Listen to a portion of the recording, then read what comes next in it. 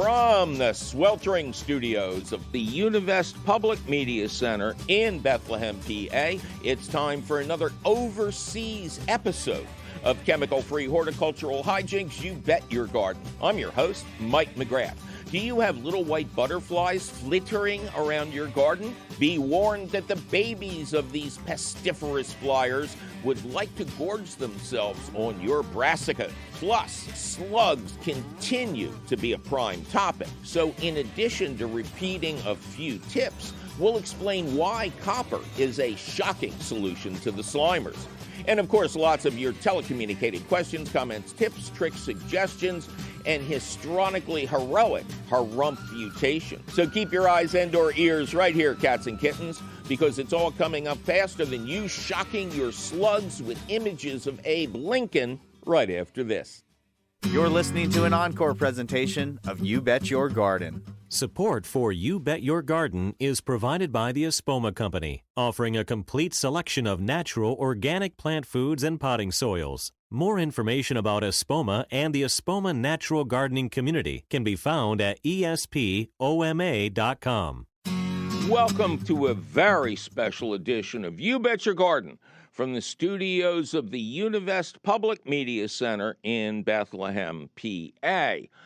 All right, we're going to take lots of your fabulous phone calls today.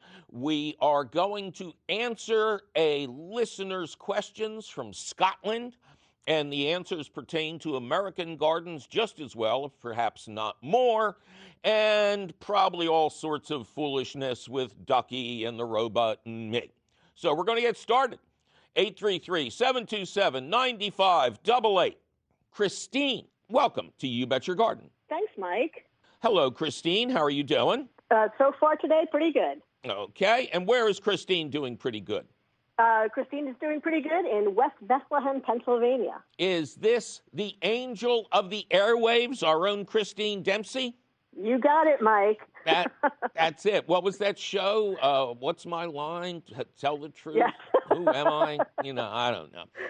All right. Well, you're as welcome as a civilian to call in. What can we do you for? So I would say that I am an occasional gardener, and I was for 3 years. I was living in an apartment, and am back in my house, and I have my yard, which I'm very happy about. So I decided to plant some vegetables. Mm-hmm. But the biggest obstacle I have are evil squirrels. Oh yes, absolutely. Menace to all society.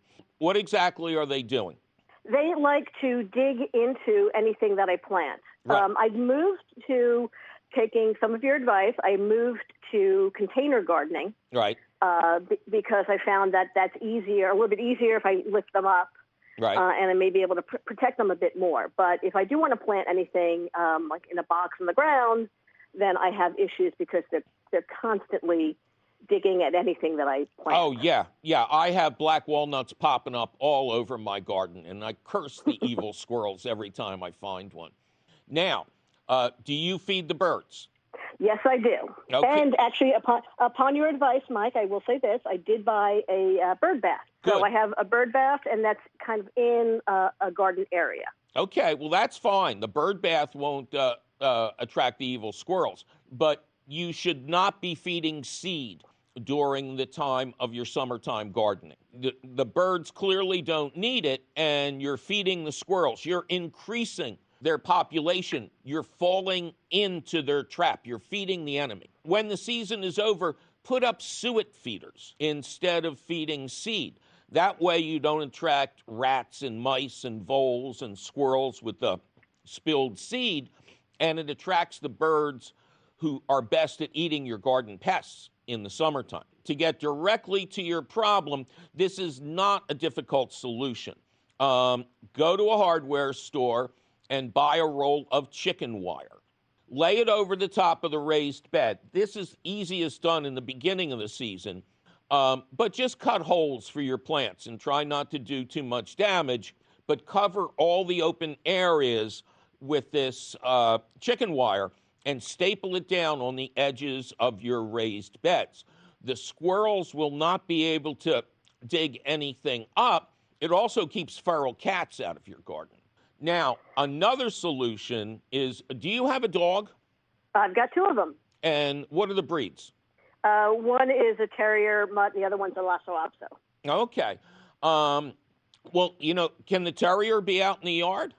Yep, they both are out in the yard, yeah. Okay. Because squirrels do not like dogs, and dogs hate squirrels. Do you have anybody in the neighborhood with a big furry dog?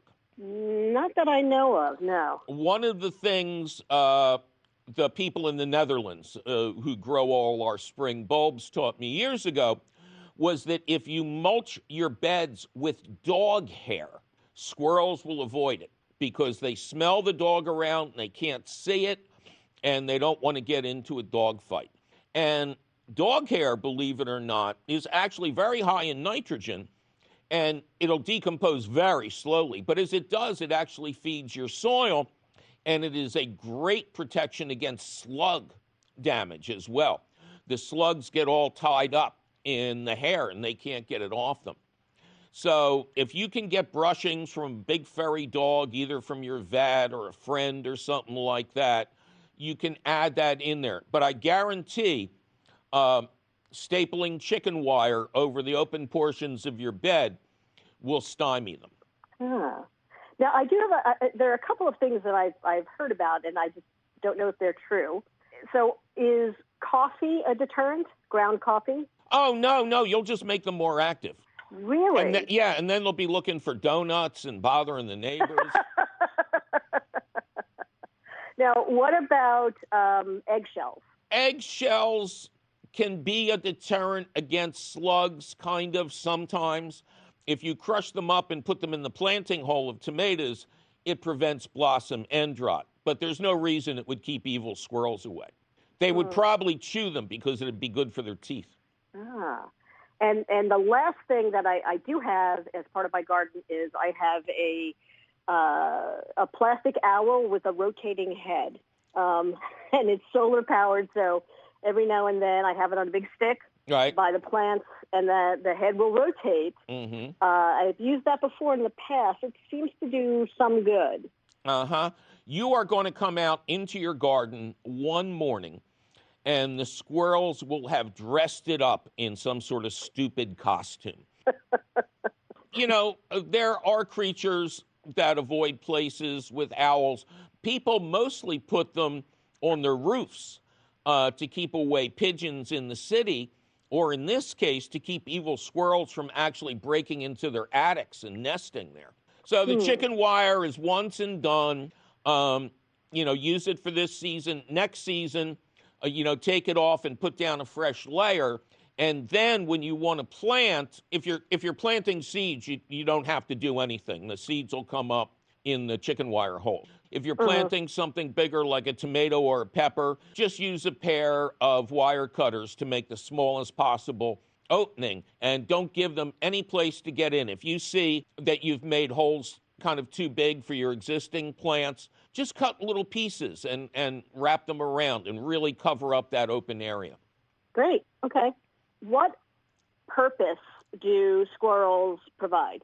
None whatsoever. God was having a bad day when he made ticks and squirrels. Or when she made ticks and squirrels. Yeah. There you go. Well, thank you, Mike. This is long-time listener, first-time caller, so thank you for the experience. Thank you, Christine. Stay safe. You too. Bye-bye. Well, they saw it first in Southeast PA, and it's spreading further every day. It's doing our crops and trees a lot of harm. It's an insect species that's not native, reproducing at a very high rate of speed, and folks, that's causing some alarm. Now, once you dig what I have dug, you'll be hip to this invasive bug, and friend, you'll want to help to stop its spread. And when you see that little critter gonna take a swing like a home run hitter and smash that spotted lanternfly dead. Die, die, die, spotted lanternfly. When you see me coming, you'll know your end is nigh. I got a fly swatter, I'm gonna chase you all the way back to Asia. Die, die, die, spotted lanternfly. In the fall, find the eggs on a wall tree trunk and scrape them off into an alcohol dunk, and surely that will cause them to expire.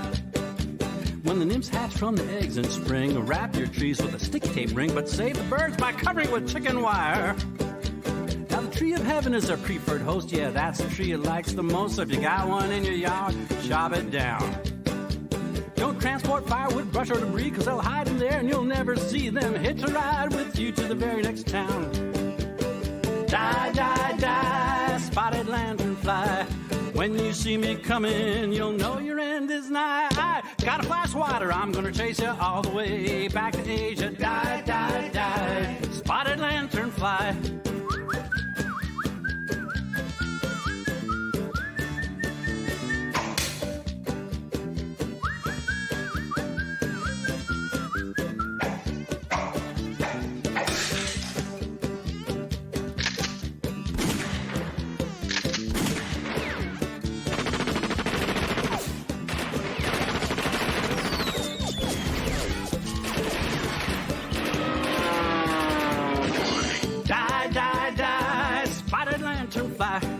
When you see me coming, you'll know your end is nigh. I got a fly swatter, I'm gonna chase you all the way back to Asia. Die, die, die, spotted lanternfly. The die, die, die, spotted lanternfly. Yeah. When you see me coming, you'll know the reason why. I got a fly swatter, I'm gonna chase you all the way back to Asia. Die, die, die, spotted lanternfly. The die, die, die, spotted lanternfly.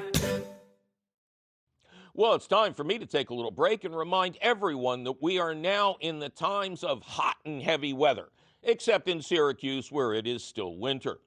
But the rest of you should measure your rainfall and be ready to hit your plants with an inch of H2O any week we don't get good rain. But don't go out to check your rain gauge just yet, because we'll be right back with solutions for slugs and cabbage worms and more of your wormy phone calls.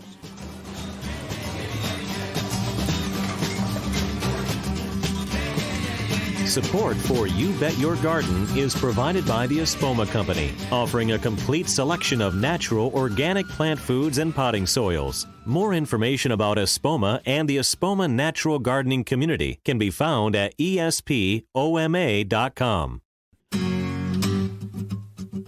Well, now time for a special treat. We're going to welcome our special guest, Julia Tomei, from my favorite organization, the Pennsylvania Horticultural Society, which we all affectionately call PHS, the people who put on the Philadelphia Flower Show every year. But they do a lot more than that. Julia, you're up. Tell us about the big contest that is coming up really soon.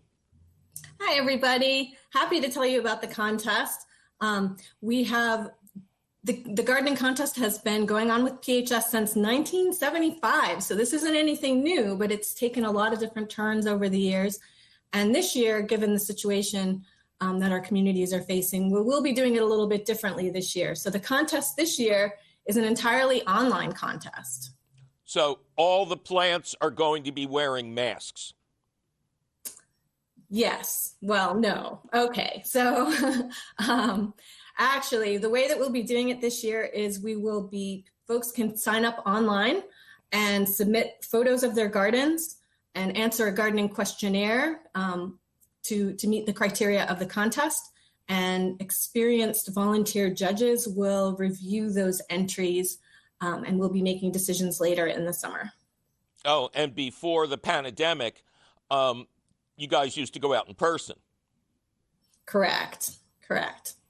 Now, do your plants have to be 6 feet apart? I mean, it's like, do the plants need to be socially distanced? People, you would get better tomatoes if your plants were 6 feet apart.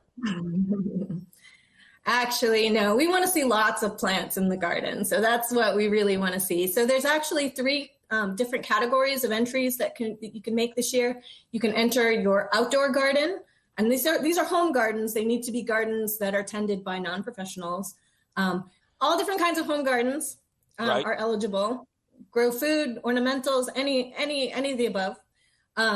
We also have a category called public space gardens. So these are spaces where volunteers come together and either beautify a place in their neighborhood. This also includes community gardens can enter and other places where people garden together. Yeah. I saw a group of people doing this outside the Emmaus Library just the other day, all volunteers, all with flats of plants, trying to make the place pretty. Fabulous. So they could enter maybe. That would be great.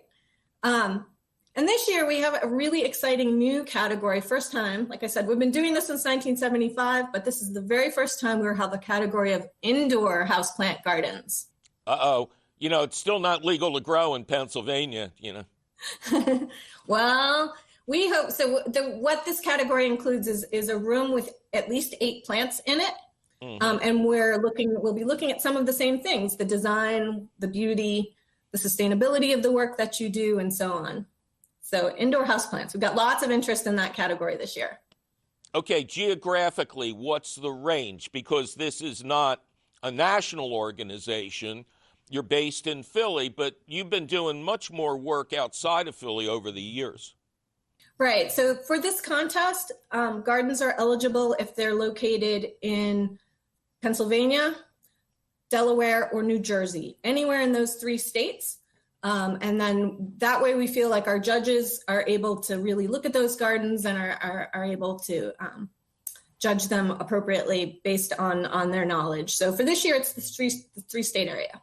All right, New Yorkers, forget about it. Where do people go online? Yeah, so online you go to phsonline.org/gardening contest is the website to register. And it's kind of a 2-step process. You register initially, and then we send you all the information for the contest. And then you have to submit your photos and your answer questions to a survey about your gardening conditions. And originally, this contest was going to end on June 20th, but we had all sorts of issues getting you on the show. We really wanted to. So you've graciously agreed to extend it to, I believe, June 26th? We have. We have a lot of people who are wanting to enter the contest, and we wanting a little bit more time to get their entries in. And so we have extended the deadline to June the 26th that you have to submit, to upload your photos and to answer those questions that we were talking about. Okay, so phsonline.org, and then I'm sure there's something to click on that says garden contest, right? Absolutely. And this is any kind of a garden, a group garden, an individual garden. Like you said, rooftop gardens. In Philly, there are so many beautiful rooftop gardens out there. Yeah, so small gardens, large gardens, new gardeners who've been gardening for many years, they're all eligible. We would love to have you participate. It's a fun of competition. You'll get feedback on your garden from your judging team, and bragging rights if you win an award. And what do you get? A new car? A lounge suite? A backyard swimming pool installed? So we judge, people will either be judged as a blue ribbon garden, a garden of distinction, or a proud participant. So it's, like I said, it's bragging rights, and it's the ability to connect with other gardeners. We'll have several different ways that you can connect with others throughout the year. And we hope that it's a learning process. We've got classes you can take and events you can participate in. What is it, a virtual blue ribbon? In past years, we've done a yard sign. We haven't decided exactly what the awards will look like this year, but there will be something. Okay, very good. Bragging rights. Yeah, the important thing is to have fun and to enter and be proud of your garden and to share it with others. And that we'll be doing a lot of sharing through social media, on our website, and in other ways. So it's a great way. And I would say, too, if you're interested in judging, we're looking for volunteer judges. And that's a great way also to get, if you're an experienced gardener, to get to a peek into different gardens in the area and also help us out with judging at the same time. The show, You Bet Your Garden, has a Facebook page. And this season, we have gotten more pictures of people's gardens and stories of their experiences than I think in all the years previous. I mean, Julia, you know how expansive gardening has become this season. We've got a whole generation of new gardeners out there, and the people who are growing are ridiculously proud of what they're doing. Absolutely. I think that it's a great way to everybody's getting involved right now. People that are at home, they understand the importance of growing food. They understand the importance of beauty. And the contest is a way to help you get focused on your garden, because what we're asking everybody to kind of look at 5 different criteria, both the beauty and the design of the garden, plant health and productivity if you're growing food. We're also looking at sustainability practices and resourcefulness. And I think we're seeing a lot of that with gardeners are paying attention to that. So in our judging, we'll be paying attention to sustainability and resourcefulness. We'll also be looking at the way that gardeners are able to create habitat for pollinators, for beneficial wildlife. For deer, rabbits, groundhogs, evil squirrels. I got so much habitat, I barely got anything to eat anymore. Well, someone's benefiting, right? Yeah, exactly. The deer are getting fat near my house. All right, Julia Tomei from PHS. Thank you for speaking to us about the Pennsylvania Horticultural Society's gardening contest, open to residents of New Jersey, Delaware, Pennsylvania. You get all the details at phsonline.org. Don't forget the online, cats and kittens. All right, Julia, thank you so much for being with us this morning. Thank you for having me. You're listening to an encore presentation of You Bet Your Garden. Two little bugs, little bugs, little bugs, little bugs, little bugs, little bugs. Two little bugs, little bugs, little bugs, little bugs, little bugs, little bugs. Two little bugs, little bugs, little bugs, little bugs, little bugs, little bugs. Two little bugs, little bugs, little bugs, little bugs, little bugs, little bugs.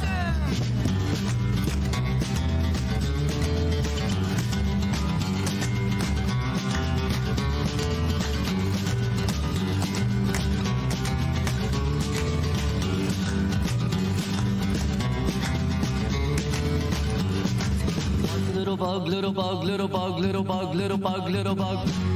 One little bug, little bug, little bug, little bug, little bug, little bug. One little bug, little bug, little bug, little bug, little bug, little bug. One little bug, little bug, little bug, little bug, little bug, little bug.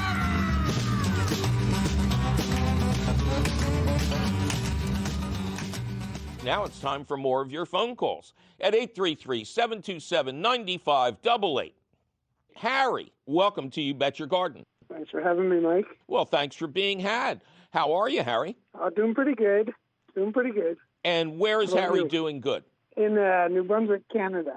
Oh, okay. Another Canadian. We're getting through up there. Yeah. Very good. What can we do you for?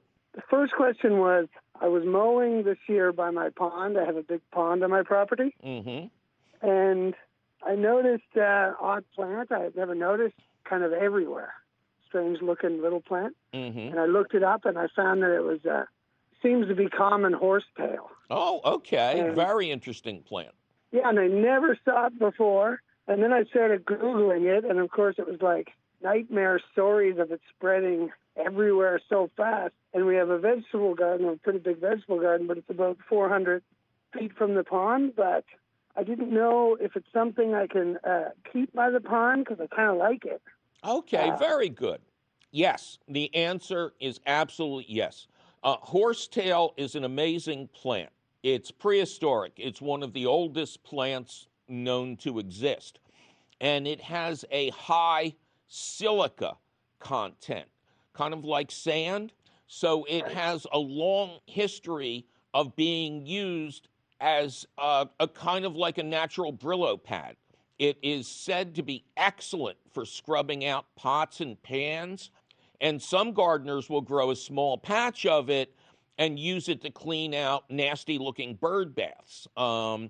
It is a remarkable kind of natural cleanser with an insanely long history on this planet. Now, it does spread by underground rhizomes, like running bamboo. But there's no reason that you couldn't draw kind of a Maginot line, install deep edging. I would go for professional rhizome barrier. You'll find many landscapers who can install this. It goes underground and it prevents the rhizomes from going any further, kind of containing them. So in that case, you could have your horsetail Well, and not eat it, too. I wouldn't recommend eating silica. Right. But you could have your horsetail and keep it contained near the pond, where I can see it would be a very great-looking plant to accent the pond. Yeah, it looks beautiful. Then yesterday, because it was a few days ago, I noticed it.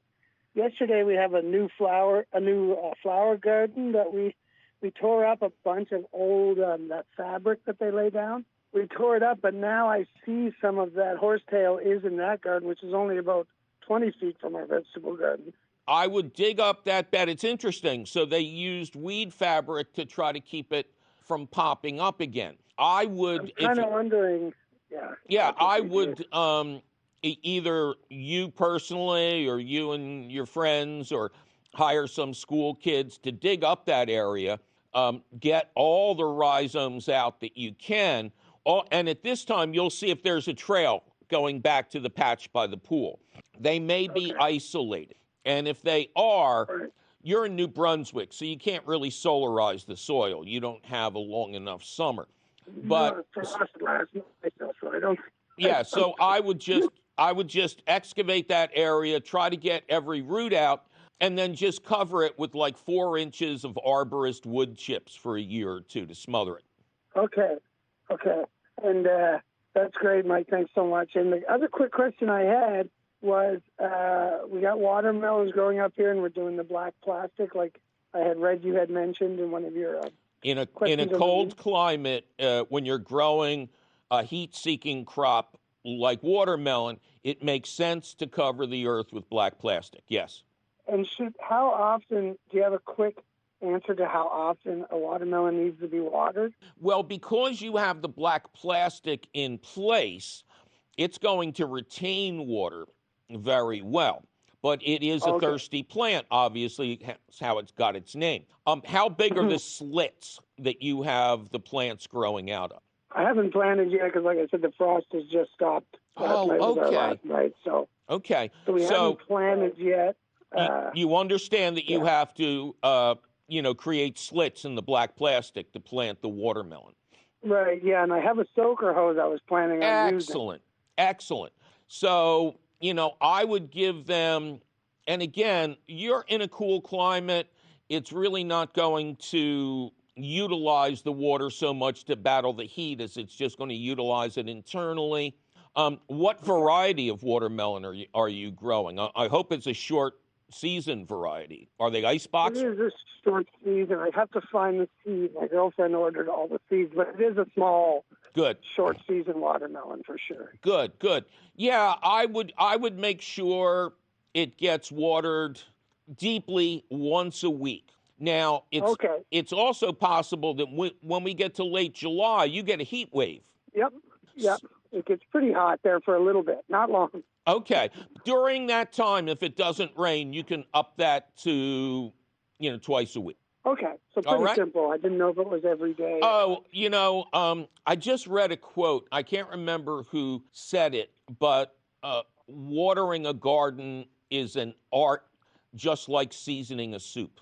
You really need to follow your instincts. I really appreciate it. You really help us out up here. We try all your ideas, and sometimes people have thought we were crazy up here, but you really help us. It's hard to find reliable information, so we really appreciate your show. Oh, thank you so much. That's very kind of you to say. Thanks so much, Mike. All right, good luck. And call back later on in the season to ask me how you can tell when your watermelons are ripe. Well, it's time for me to take a little break and remind all of you that your garden needs an inch of water a week from you or from the sky. And the right way for you to deliver that water is deep and long. Set your sprinklers to come on at 5 or 6 a.m. and off at 9 or 10, but only in the a.m. and only once a week and only when we don't get rain. But don't go apologizing to your wilted tomatoes just yet, because we'll be right back with the reason slugs sizzle when they touch copper and more of your sizzling phone calls. I'm Mike McGrath, and you're listening to You Bet Your Garden from the studios of Rodale Institute Radio at Lehigh Valley Public Media in Bethlehem, Pennsylvania.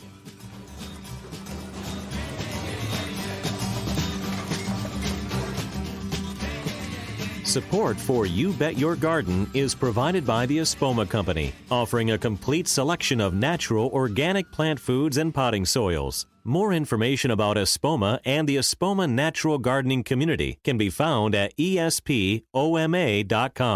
This is 91.3 FM, WLVR Bethlehem, WLVR.org. Welcome back to another thrilling episode of You Bet Your Garden from the studios of Lehigh Valley Public Media in Bethlehem, PA. I am your host, Mike McGrath. Coming up a little later in the show, we will tackle cabbage worms and slugs for the protection of your garden. But right now, it's time to protect our fabulous phone calls at 888-492-9444. Nancy, welcome to You Bet Your Garden. Thank you. I'm glad to be here. I'm glad to have you here, Nance. How you doing?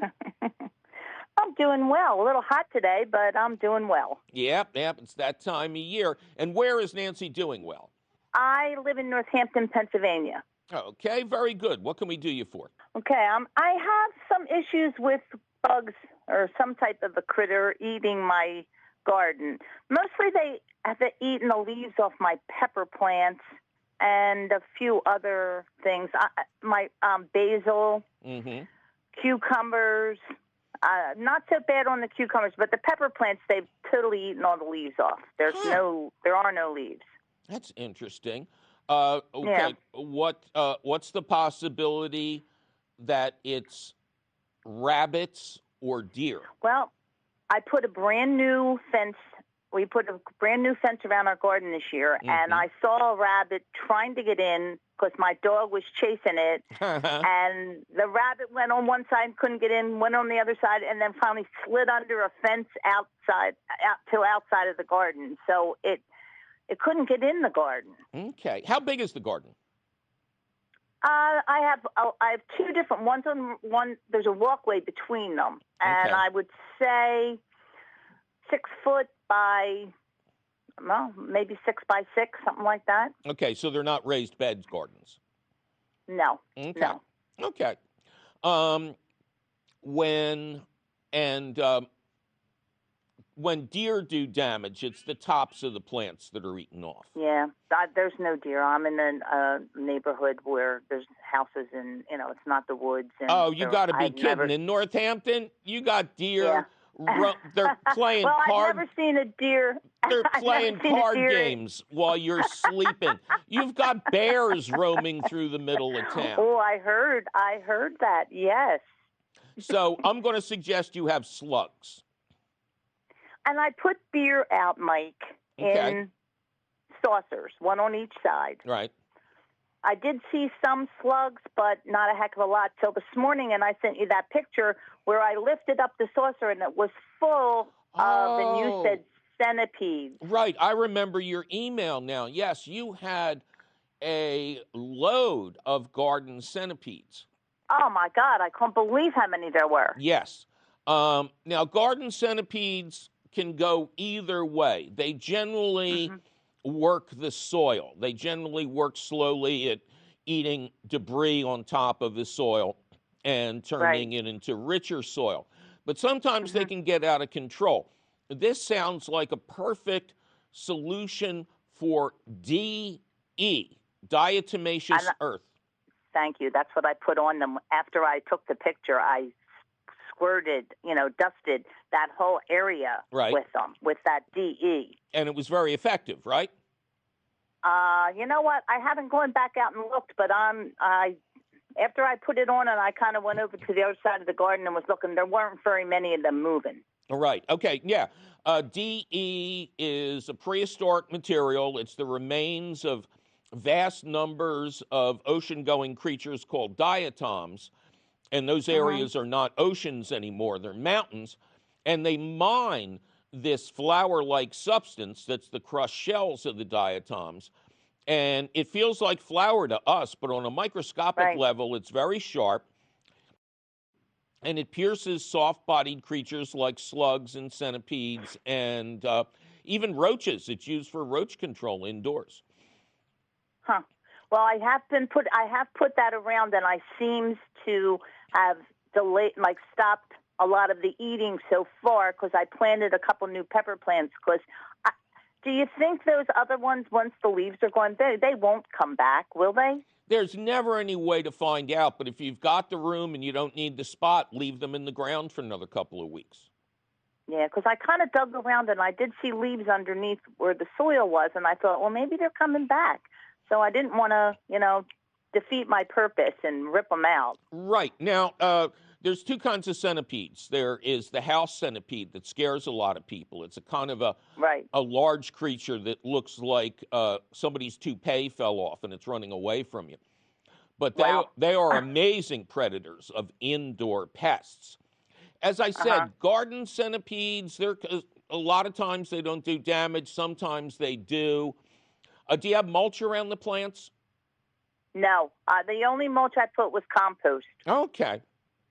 So I only put compost, and I put eggshells. I follow your garden information all the time and your tomatoes, and I put eggshells in the ground for the tomatoes. Excellent. And I also bought earthworm castings. Yeah, that's fine. That's a good and little I put fertilizer. that around. Yeah.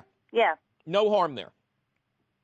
So what you do is you keep spreading the DE. You don't have to hit them directly, but if the soil is dry, they can't cross over it. So you make little white circles around all your plants. And you simply have to reapply it after rain because it has to be dry to work. But I think you should be able to get this under control.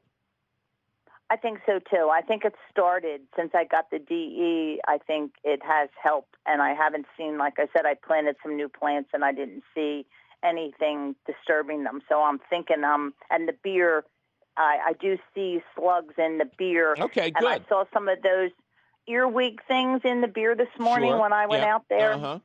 So, and there was some other kind of bug. I don't know what it was, but I'm thinking that between the DE and the beer, I think I'm helping my garden. Yeah, absolutely. Now, the trick with beer is make sure it's fresh. Fill up your... Yes, I put a new can every night. Yeah, okay, great, great. And cheap beer is just as good. Yeah, I bought cheap Miller Lite. Okay, there you go. All right, well, I think you're on your way to success here. Thank you so much, Mike. I really do appreciate all your help, and you have a great show. Oh, thank you so much. You have a good season. You're welcome. Bye-bye. Thank you. Bye-bye. Well, as promised, it's time for the question of the week, which we're calling Fighting Bugs, Butterflies, and Slugs in Scotland. Raymond and Jennifer in Blantyre, Scotland, right? We have an allotment, kind of the UK form of American community gardening, which is generally very productive. However, we are growing more lettuce and brassicas than ever before and have problems with birds and the white cabbage butterfly. I wish to use netting against the butterfly, but I have made poor netting choices in the past and don't want birds caught in the net anymore. What size of netting would you suggest for effective cabbage white production without tangling up the birds? There are also many holes in the leaves of our plant, probably slug damage as we have damp climate conditions. Jennifer, who is originally from Illinois, says the weather here in the west of Scotland is a lot like Seattle, so slugs are our personal enemy. We use beer traps, which if Raymond doesn't drink the beer, are quite effective. The BBC Gardener's World and the Allotment Society Forum suggests a dense mesh close to fleece as the most effective control of the cabbage whites. All right, well, I visited the west coast of Scotland back in the 70s, and it is indeed quite damp. But I want to address this butterfly issue first. The vast majority of caterpillar pests are the offspring of moths, but two butterflies also come to mind. The larval form of the swallowtail butterfly likes to feed on the greenery of carrots, fennel, dill, and parsley. In fact, the common name of one of the little beasties here is the parsley worm.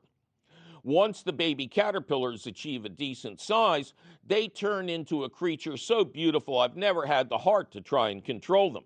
They're black and yellow on a field of green, and second only to the monarch caterpillar in good looks. The big ones can also be prompted to display a really cool trick. When threatened, they can pop up a specialized organ from the back of their neck, a spike-like thing coated with noxious chemicals that smells, quote, like rancid butter. Fun for the entire family. And, of course, the butterflies they become are drop-dead gorgeous. The cabbage white butterfly has no such nice things going for it. It's a drab butterfly that gives birth to the, quote, cabbage worm, a nasty piece of work whose green color blends in perfectly with the crops it's devouring. And our Scottish couple have been given sound advice on a prime deterrent, although the terminology is a little different than what we use in the U.S.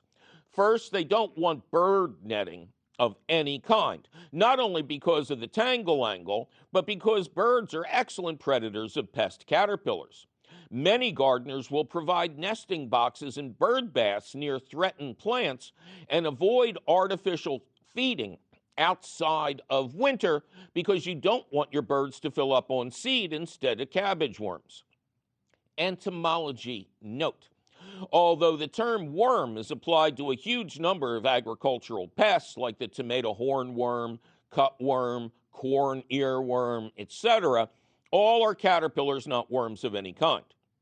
Anyway, a cover of, quote, fleece sounds a lot like we hear on the other side of the pond called floating row cover. It's a light breathable fabric that creates an excellent barrier against egg laying and similar insect attacks.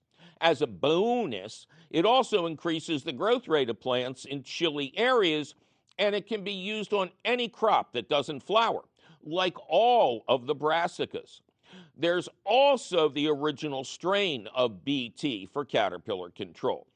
You spray this naturally occurring soil organism on a plant, and any caterpillar what chews the sprayed leaves will stop feeding and die.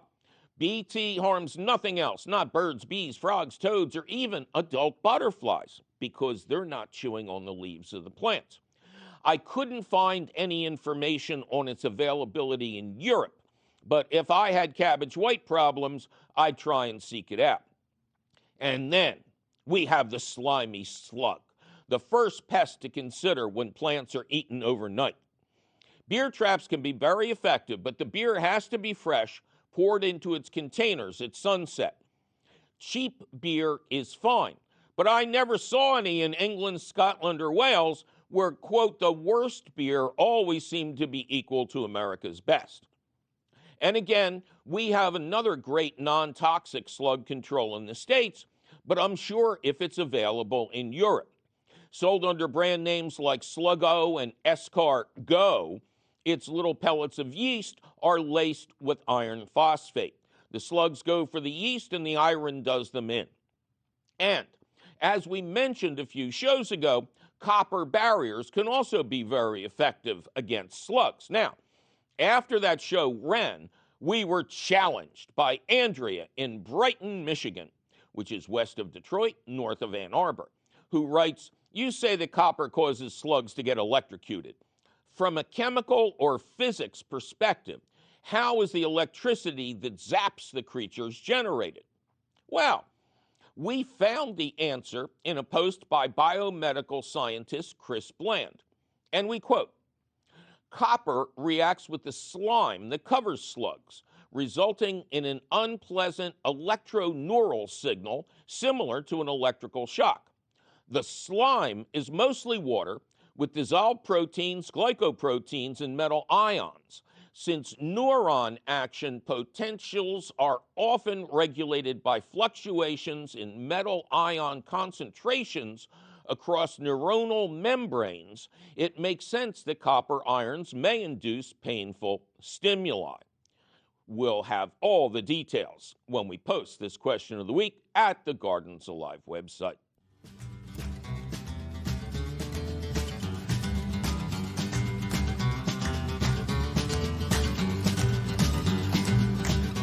Well, that sure was some interesting advice on how to control the common pests of two nations, now wasn't it? Luckily for those of you who wish to read the information over, with links to detailed advice about the shocking effects of copper and the super cool swallowtail butterfly and its caterpillar, the question of the week appears in print at the Gardens Alive website.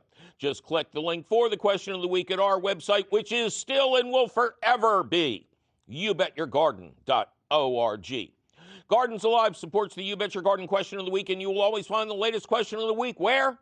At the Gardens Alive website. Special thanks to entomologist Dr. Michael Rapp, the bug guy, for all of the cool swallowtail information I lifted from his exceptional website without his knowledge. Okay, Mike, I said exceptional, so please don't sue me. Yikes, my producer is threatening to slug my sassafras if I don't get out of this studio. We must be out of time. But you can call us anytime at 833-727-9588 or send us your email. You're tired, you're poor, you're wretched refuse teeming towards our garden shore at YBYG at WLVT.org. Always please include your location when you email us. You'll find all of this contact information, plus answers to hundreds of your gardening questions, audio of this show, video of this show, audio and video of old shows, hey, and links to our internationally renowned podcast. It's all at that website, youbetyourgarden.org. You Bet Your Garden is a half-hour public television show, an hour-long public radio show and podcast, all produced and delivered to you weekly by Rodale Institute Radio and Television at Lehigh Valley Public Media in Bethlehem, PA. Our radio show is distributed by PRX, the Public Radio Exchange. You Bet Your Garden was created by Mike McGrath. Mike McGrath was created when an ancient wizard told him to, quote, speak my name in an abandoned subway tunnel. Mike called the police. Shazam! Ken Queter plays our theme song. Our chief content officer is Yoni Greenbaum. Our angel of the airwaves is Christine Dempsey. Our engineer is cheerful Charlie Sarah. Our social media director is Amanda Norfleet.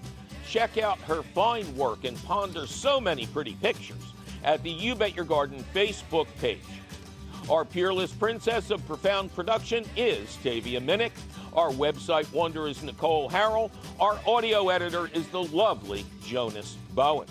Our video editor is judicious Jake Boyer. Our harassed and harried director is Javier Diaz.